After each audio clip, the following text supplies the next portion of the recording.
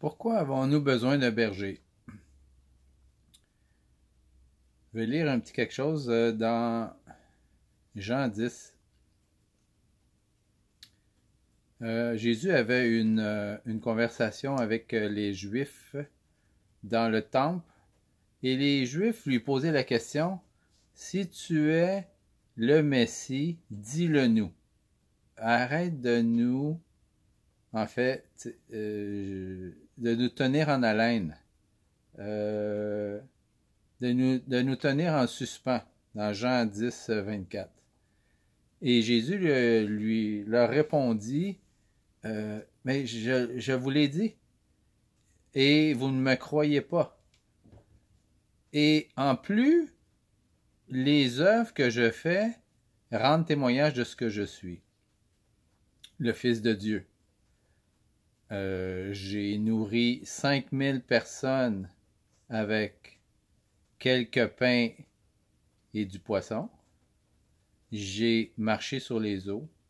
J'ai guéri des dizaines de personnes. J'ai ramené la vue à des aveugles. J'ai démontré en long et en large qui je suis. Le Fils venu du Père, le Fils unique de Dieu. Personne n'a fait les œuvres que j'ai faites. Puis malgré tout ça, ils ne croyaient pas que Jésus était le Fils de Dieu. Pour différentes raisons. Et c'est la même chose aujourd'hui pour différentes raisons. Il y a des gens qui ne veulent pas croire que Jésus est le Fils de Dieu. Disons, ils ne veulent pas le prendre au sérieux. Pourtant, Jésus était très sérieux. Jésus n'est pas venu pour nous distraire. Jésus n'est pas venu pour nous faire réfléchir uniquement. Jésus est venu pour nous secourir. Jésus est venu comme le sauveur du monde. Et un sauveur, c'est pour sauver. Et si on a besoin d'être sauvé, c'est qu'on quelque part on est perdu. Et peut-être qu'on ne sait pas qu'on est perdu. Il y a beaucoup de gens qui se promènent en forêt et qui sont perdus mais ne le savent pas. Et c'est après plusieurs heures, peut-être après plusieurs heures, oui, ça prend pas des jours pour savoir que tu es perdu. Mais quand tu réalises que tu es perdu, des fois il est trop tard. Vaut mieux réaliser qu'on est perdu tôt que tard. Et Jésus est venu, sonnant l'alarme, et dire à l'humanité, vous êtes perdus, mais j'ai la solution pour vous. Je vais vous guider hors de la forêt. Guider comme un berger. Et ce concept de berger n'est pas nouveau. Dans l'Ancien Testament, David, le roi David, qui était dans sa jeunesse un berger, a écrit ce psaume, le psaume 23. Le Seigneur est mon berger. Je ne manquerai de rien. Je vais le lire, il est tellement beau, mais pas juste beau. Il révèle des vérités. Il me dirige près des eaux paisibles. Il restaure mon âme. Il me conduit dans le sentier de la justice à cause de son nom. Quand je marche dans la vallée de l'ombre de la mort, je ne crains aucun mal, car tu es avec moi. Ta houlette et ton bâton me rassurent. Tu dresses devant moi une table en face de mes adversaires. Tu oins d'huile ma tête et ma coupe déborde. Et le bonheur et la grâce m'accompagneront tous les jours de ma vie, et j'habiterai dans la maison de l'Éternel jusqu'à la fin de mes jours. Ça résume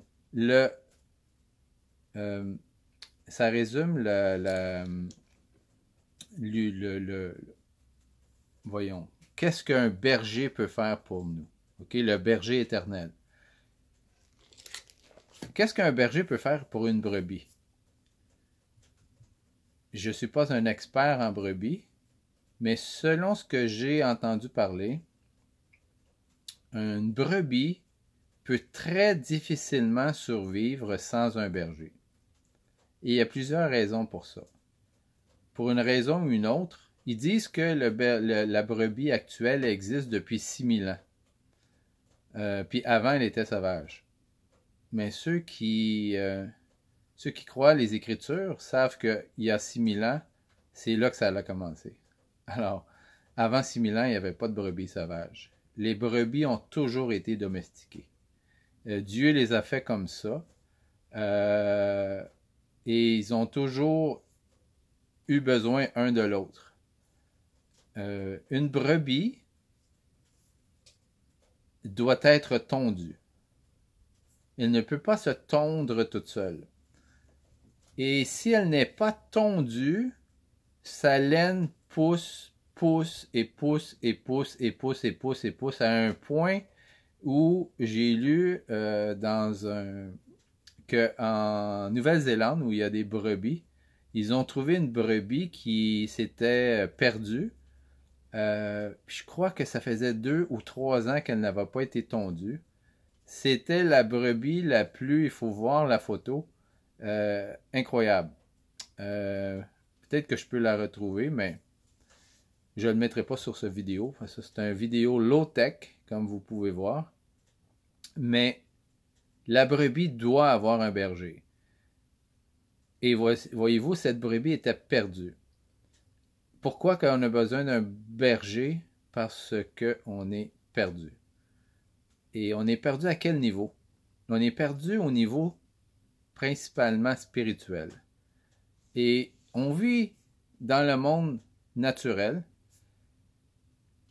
puis on se dirige vers le monde éternel. Et Jésus se propose d'être notre guide pour nous conduire vers la vie éternelle. Parce qu'on est comme aveugle. C'est une autre caractéristique des brebis, c'est que les brebis ne voient pas bien. Et c'est pour ça qu'ils se perdent. Mais semble-t-il qu'ils ont une très bonne ouïe. Alors, Jésus dit, « Mes brebis entendent ma voix et elles me suivent. » Voyez-vous ici, ça ne dit pas « Les brebis me voient ». Ils voient mes signaux et ils viennent vers moi. Non. Ça dit « Les brebis entendent ma voix ». Parce que les brebis, ça ne voit pas bien. Et nous, c'est comme ça. On ne voit pas le monde spirituel. On ne voit pas Dieu. Mais Dieu nous parle. Dieu parle à notre cœur. Parle à notre esprit, à notre intérieur. Il ne nous parle pas à travers des oreilles. Je ne pense pas qu'il y ait personne à part ceux qui ont connu Jésus sur terre, Moïse et quelques grands prophètes. Je ne crois pas qu'il y ait beaucoup de monde dans ce monde qui ont entendu la voix de Dieu textuellement. Mais on entend la voix de Dieu par son esprit, qui parle à notre esprit. Et cette voix, les brebis l'entendent, les brebis de Dieu, les brebis, les enfants de Dieu, entendent la voix de Dieu et suivent la voix de Dieu. Et c'est dans notre intérêt de suivre la voix de Dieu, qui nous trace une voie. C'est de valeur parce qu'il y a juste un mot en français, une voix, puis la voix. Ils ne s'écrivent pas de la même façon. Et on a besoin de cette voie pour accéder à la vie éternelle. C'est pour nous sauver, pour nous amener à la vie éternelle. Parce que si on ne va pas à la vie éternelle, on va à la perdition éternelle. On va à un endroit où Dieu n'y est pas. Où ceux qui refusent de vivre avec Dieu, de coopérer avec Dieu, d'écouter Dieu, ceux qui préfèrent écouter la voix du malin, les rebelles, vont se retrouver. Alors, les Écritures nous révèlent que tous ceux qui se rebellent à Dieu vont tous se retrouver au même endroit, avec Satan, et avec tous ceux qui l'ont entraîné. pour ceux qui l'ignorent, les Écritures nous enseignent que un tiers des anges qui étaient dans les cieux, des milliards et des milliards d'anges, un tiers d'entre eux ont suivi la voie de Satan. Satan était un des anges les plus élevés dans le royaume de Dieu, et il était tellement élevé qu'il se croyait Dieu. Et à cause de son orgueil et sa rébellion, Dieu l'a chassé du royaume des cieux, et il l'a précipité sur terre, où il habite quelque part, et où il contrôle et il dirige ce monde. Parce que les Écritures nous disent que le monde entier est sous la puissance du malin. Le système mondial est sous la puissance du malin. Le malin étant Satan, étant Lucifer. Et des foules suivent son conseil. Ces conseils ont commencé à être promulgués dans le jardin d'Éden, où Satan, déguisé en serpent, est allé séduire Ève et lui a dit, et a mis en doute la parole de Dieu.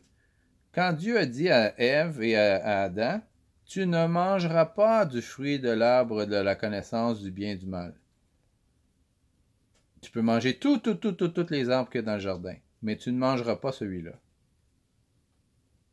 Parce que le jour où tu en mangeras, tu mourras.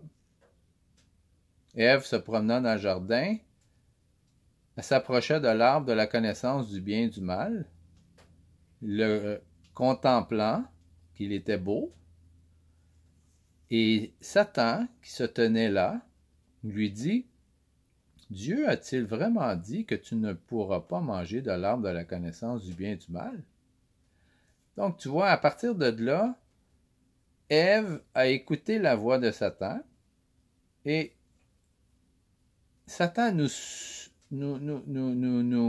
glisse des mots, souvent.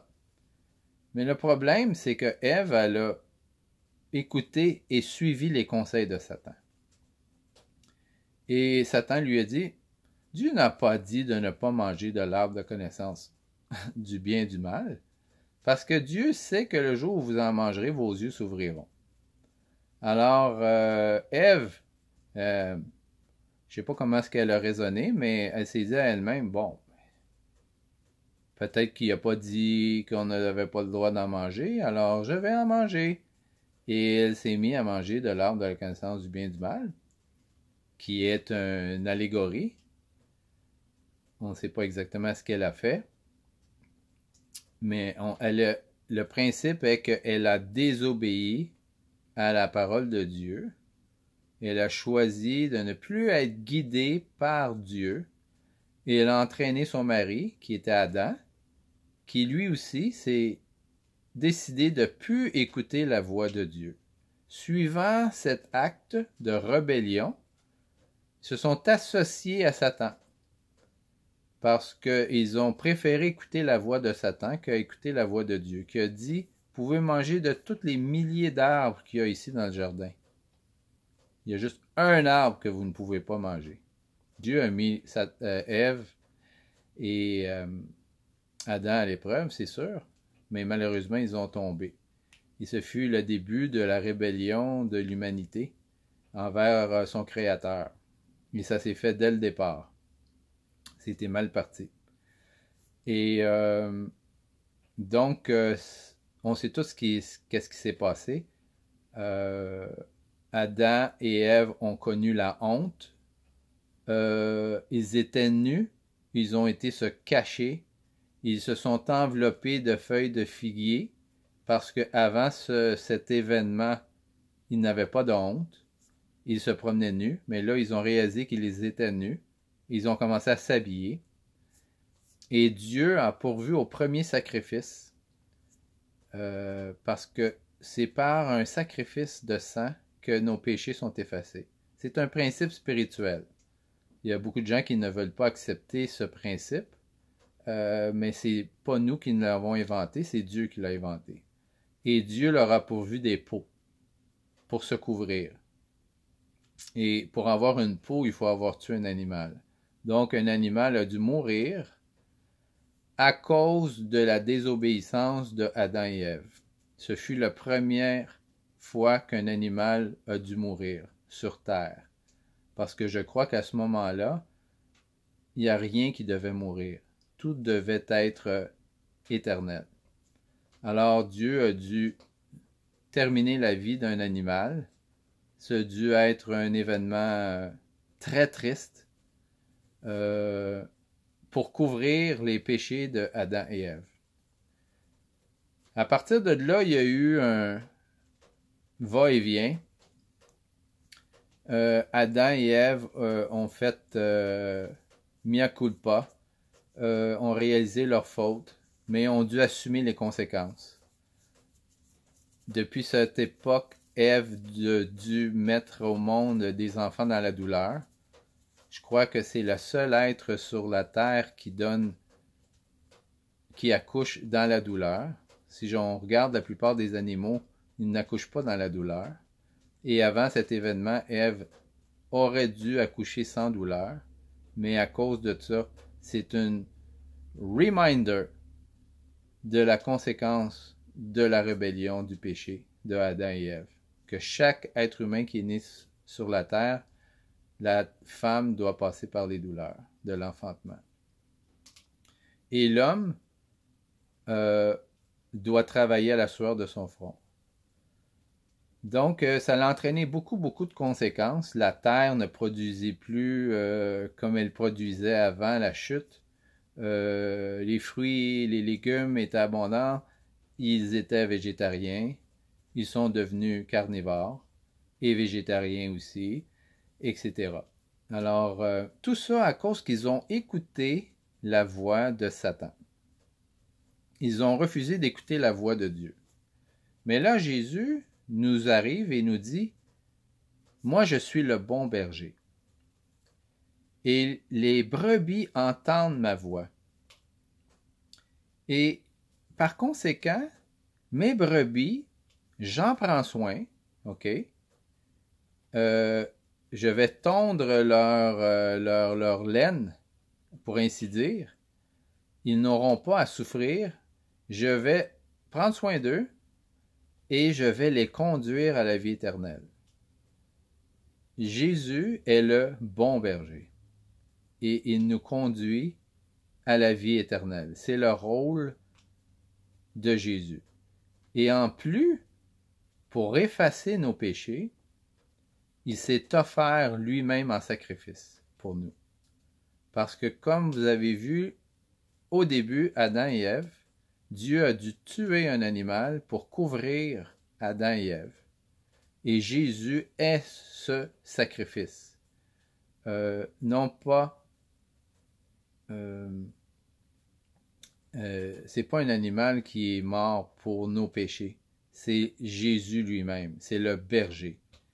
Et encore une fois, il y a des gens qui ont de la misère à comprendre et à accepter que Jésus est mort pour nos péchés, mais c'est un principe spirituel qu'il faut qu'il y ait effusion de sang pour effacer le péché. Et ce n'est pas du sang animal qui va effacer nos péchés aujourd'hui, c'est le sang qui est acceptable, c'est le sang de Jésus-Christ. Et tous les sacrifices avant, c'était précurseur du sacrifice ultime, qui est le sacrifice de Jésus. Et sans la purification des péchés par le sacrifice de Jésus, les péchés ne sont pas effacés. Donc, on demeure impur. Impur pour entrer dans le royaume de Dieu. Parce que Jésus est le berger, il est aussi le sacrifice. C'est sacrifié pour nous, pour qu'on puisse être pur, et il est le berger pour nous amener vers le royaume de la vie éternelle. Parce que on ne sait pas comment se rendre là. Qui sait comment se rendre au royaume des cieux? Est-ce qu'il y a quelqu'un qui peut me montrer le chemin? Est-ce qu'il y a quelqu'un qui est allé, qui est revenu? Personne n'est allé puis est revenu. Jésus dit, « Je suis le chemin. Nul ne vient au Père que par moi. Je suis le bon berger. » Le bon berger donne sa vie pour ses brebis. Est-ce que vous comprenez? que c'est pourquoi on a besoin d'un berger, parce qu'on ne connaît pas le chemin. On ne connaît pas le chemin qui nous mène au ciel. On ne connaît pas le chemin qui nous sort de la forêt dans laquelle nous sommes perdus. Et moi, quand j'ai entendu la voix du berger, vividement, si on veut, clairement, j'avais 23 ans. Et j'étais très content d'entendre la voix du berger, parce que j'étais perdu à ce moment-là. Je ne savais pas où je m'en allais, je ne savais pas c'était quoi le but de la vie, je ne savais pas où j'allais, je ne savais pas qu'est-ce que je faisais sur Terre, je ne savais rien. Et à un certain moment donné, dans une assemblée particulière, Dieu s'est adressé à moi. Et c'était clair que c'était Jésus. Et il s'est fait connaître à moi, et il ne m'a pas parlé des longues heures, là. On n'a pas besoin de parler des heures avec Dieu. On n'a pas besoin que Dieu nous parle des heures de temps pour qu'on comprenne l'importance de la parole quand il nous adresse la parole. Il a simplement dit « Suis-moi ». Et il a dit les mêmes paroles à Matthieu. Et Matthieu s'est levé, puis il l'a suivi, puis j'ai fait la même chose. Parce que j'ai réalisé qui m'adressait la parole. Et c'est un moment tournant dans ma vie. À ce moment-là, je travaillais dans un club, j'étais un DJ, je faisais de la musique, la nuit, et le soir même, je devais travailler.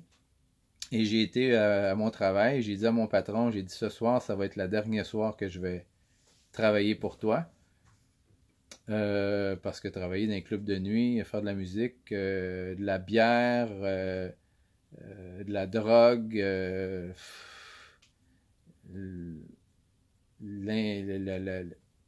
tout le reste qui s'ensuit, c'était pas une vie. Et j'ai tout de suite compris que c'était plus une vie pour moi. Donc, j'ai donné ma démission.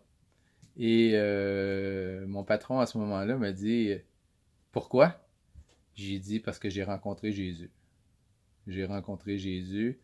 Et là, il me dit « T'es la deuxième qui me dit ça. » Alors, il y avait déjà eu quelqu'un d'autre qui s'était converti, qui avait fait volte-face, qui avait fait demi-tour et qui a dit, qui a rencontré le Seigneur, puis il a décidé de changer de voie. Et depuis ce temps-là, c'était toute une aventure. Ça fait au-dessus de 30 ans. Et je me suis un peu écarté, je le dis un petit peu à ma honte, pendant plusieurs années. J'étais une brebis qui s'est égarée. Et j'étais un fils prodigue, comme on dit. J'ai retourné dans le monde et je n'ai pu écouter la voix du bon berger.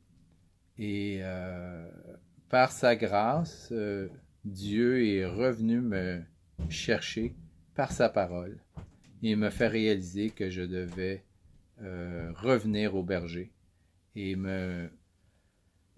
à la bergerie, revenir à la bergerie et m'entourer aussi de d'autres brebis et de réouvrir mon cœur à la parole de Dieu et à me laisser conduire et le servir. Et c'est ce que je tente de faire maintenant depuis 2014 par différents moyens. Puis j'écoute la voix du berger parce que c'est la voix du berger qui me conduira vers la vie éternelle. Et je ne suis pas parfait. Jésus, 1 Jean nous dit, si nous péchons, il est fidèle et juste pour nous pardonner et pour nous purifier de tout péché, si nous confessons nos fautes. Et le but de la vie chrétienne, c'est de suivre la volonté de Dieu. C'est de ne pas faire de fautes, de ne pas offenser les autres, d'aimer les autres comme soi-même, d'aimer Dieu de tout son cœur, de toute son âme, de toutes ses forces, et de suivre la voie du bon berger. Je fais un petit résumé de pourquoi nous avons besoin d'un berger, et j'espère que ça vous a plu. Si vous êtes intéressé à connaître le berger, vous n'avez qu'à demander à Dieu de vous conduire, de demander à Dieu une direction. Montre-moi ce que je dois faire, Seigneur. Montre-moi tes voies. Et je crois que Dieu va vous le montrer si vous demandez sincèrement. J'espère sincèrement que vous allez tous connaître le bon berger.